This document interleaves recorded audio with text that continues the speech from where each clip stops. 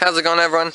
Today I'm just going to be doing a bit of an update just around the garden. I'll try and make it as quick as possible, and then also later in the video towards the end I'll just quickly explain the plans that I have for this garden area after we've encountered a bit of a issue with some of the garden beds. So we'll get straight into it.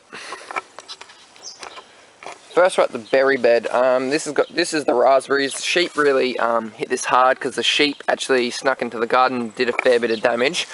So they ate most raspberries, but they seem to be bouncing back pretty well. They have also been sending out a lot of these shoots from the roots.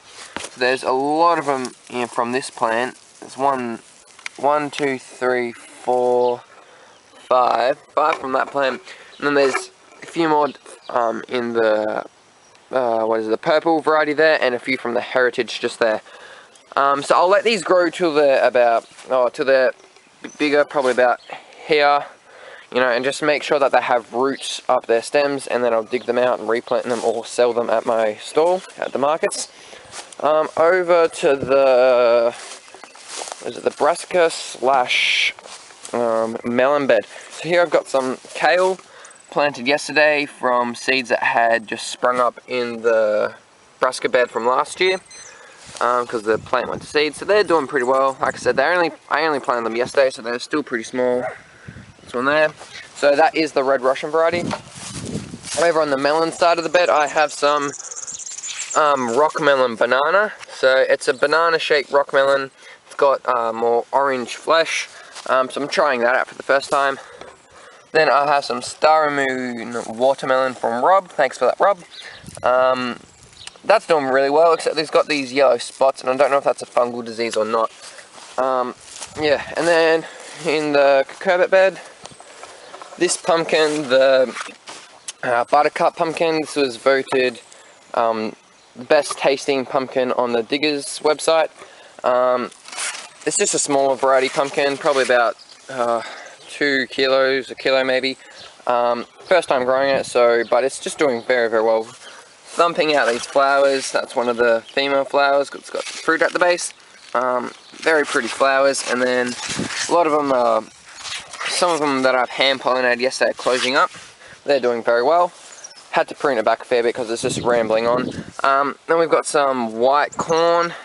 Sheep also ate some of the corn, so very little ears on them, and they're pretty small. That's another one there, and that is the third one. So yeah, the sheep ate a lot of it, as you can see right there. The top's being completely munched off. So I won't be eating the ears from this. I'll just be trying to save some seed. This is just a sweet corn variety, F1 variety. Then around here we have a wrinkled butternut pumpkin. This was planted a bit later, and the wrinkled butternut pumpkin is just a larger variety of the classic butternut pumpkin.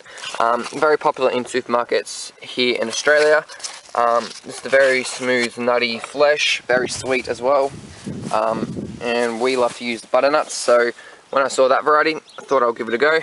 Now, I saw just then, before, this is a female flower, and this is the basic shape of it. So it'll pretty much stick to that shape and just get bigger and then develop wrinkles as it matures. So this one is rambling on pretty well. Probably just tuck that back in. Then along here we have some Lebanese cucumbers. Starting to get some good size on them. That's probably 15 centimeters. So some of these I'll be able to pick pretty soon. I'll leave some to grow a bit bigger though, give some away to family and friends. Then we have plenty of flowers still on them. So that's a good sign as well. Over here we have some chilies. These are Thai bird's eye. These are doing great, and then the sheep went and munched on them. But I'll be moving some into the greenhouse. I'll just make up some air printing pots, and I'll do a video of that not too far away, just about how I make that, and explain the basic, so I guess you wouldn't really call it science, but anyway, the basic principles behind the air printing pots and how they work. So I'll be moving them, whacking them into air printing pots and putting them into the greenhouse over there. Just a bit better conditions for them. Over here we have some tomatoes. I had lots of these tomatoes. They were Amish paste, and these ones are the mortgage brokers. So they are massive tomatoes, like 700 grams in size. You can get them. I had lots of them, and then the sheep sort of liked these ones, obviously. This one has got its stem snapped, and it's just hanging on. Surprised it's still living. This is a mortgage breaker. This one's not doing too bad, although that was the main stem there, and the sheep ate that, and this is just a side shoot. That one is an Amish paste. It's not doing too great. I'll probably just keep this one, try and put it in a pot and put it in the greenhouse. Then we have some red and brown onions have gone to seed right there. So I'll collect the seed from that. And then we'll move over to the legume bed. So this is like a bean northeast something, I can't remember the name. I'll probably put it up on the screen. And I had 8 of these because I only had 8 seeds. I was just going to save the seed, probably try a few as well, but mainly save the seed.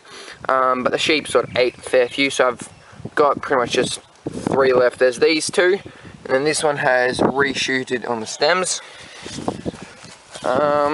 So I had probably about 40 snow peas here, and sheep obviously really like them. That's right. So there's probably about 8 left. We should still get a few more snow peas. There's a little one right there. Yep, that's right. I'll probably just replant some more. Here I had some sweet potato. This is a slip that I had taken off the main plant and just planted. That seemed to take root. So there's not enough time for it to fully mature, but that's right. The sheep actually pulled out the main plant. I think I threw it on the compost, but it actually had sweet potatoes around like that big, so probably like 5 centimeters, 2 inches.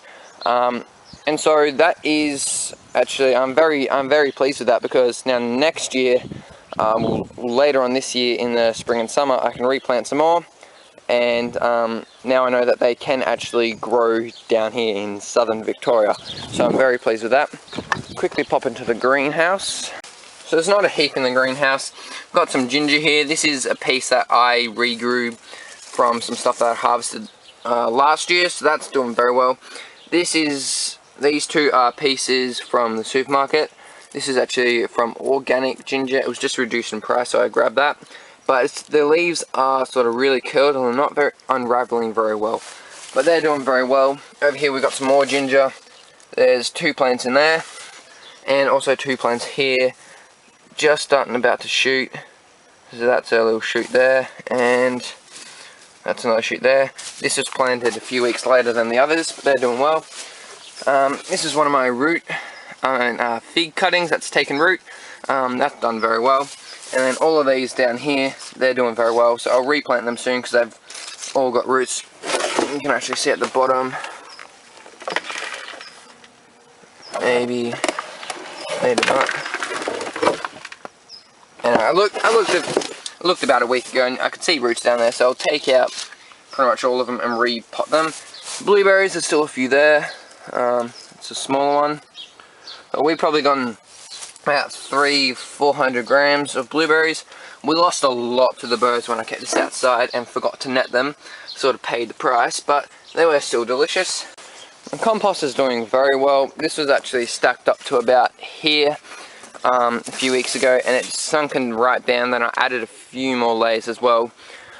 So it got pretty hot. I don't have a thermometer for it, but I stuck my pitchfork in there, left in there for about 5 seconds, took it out and felt the metal, and it was very warm, so there's obviously a lot of heat building up in there.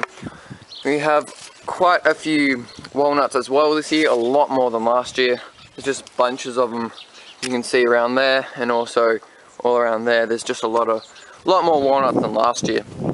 But they are a bit smaller. Some of them are a bit smaller. These ones are a bit bigger size. But we haven't had as much rain as usual. Here we go. That's the real small ones.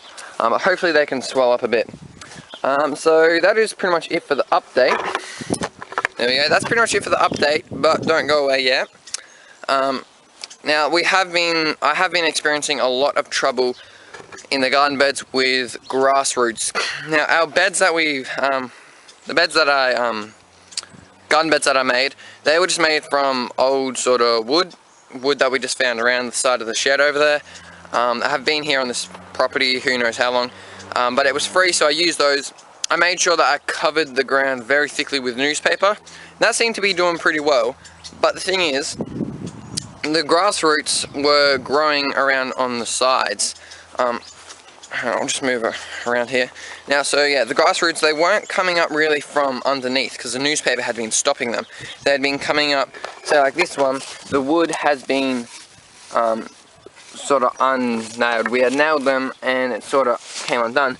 So the grass roots, they come up from the side, pierce through the soil, and then just create havoc, as you can see along here, and they've been very, very hard to stop. So we have some plans. I had an idea, and also my family helped me add bits and pieces to it, and so now we have a proper plan. As you can see over there, over in the onion bed, it just looks like there's nothing there. There's only a bit of wood along there, but that was the onion bed. If you saw my onion video, it was completely cleared, and in these few months, it's just completely gone. I can't use that now. So, plan is, I'm going to be undoing the beds one at a time, taking them apart, starting with that big one at the back there. So I'm going to be taking it apart, shoveling the soil into a storage area which is over near the shed there. That'll be out of the weather, so it won't corrode, not corrode, but it won't erode away. I'll separate the grass roots from the soil, and just keep the good soil, store it over there. And then I'm going to be slowly doing that one at a time, because that bed's free at the moment. I'll also do that bed, but that bed's pretty much gone, so there's no soil that I can save. Then it'll probably be that bed, and then the last one will be here. But next time we get the excavator in, because we've been doing some clearing on the property during the past spring and winter, so we will take out all of this just grass, just spend a day or two just taking it all out when there's no beds. And then we're also going to put down probably some hard stand. It's like so sort of like the blue stone, we also call it here. There's some sort of along there. It's sort of like a rock, a crushed rock, and we'll be laying that down, hopefully compacting that down a bit, just driving over it a bit. So hopefully that will then get rid of all of the grass, so it can't get into my beds and just wreck my beds, and I only get like 1 year's worth out of them. So that is the plan. Hopefully that will work. In this raspberry bed, for instance, we actually dug out the soil, dug out all the grass ourselves. So you can sort of see it was sort of like this. We did this at the same time, except we didn't make a bed in this area, but it was all just this. And the only way the grass roots have been able to get in is from the sides. But they have only gotten about an inch or so, so probably about 2.5 centimeters. And I've just been pulling them out. So this bed is very good. We haven't had any problems so far, and it should last a long time. That bed obviously is fine because no grass roots can get in there. But that is the plan. So if you have any other ideas, please just let me know. Oh, my battery's running out, better wrap this up.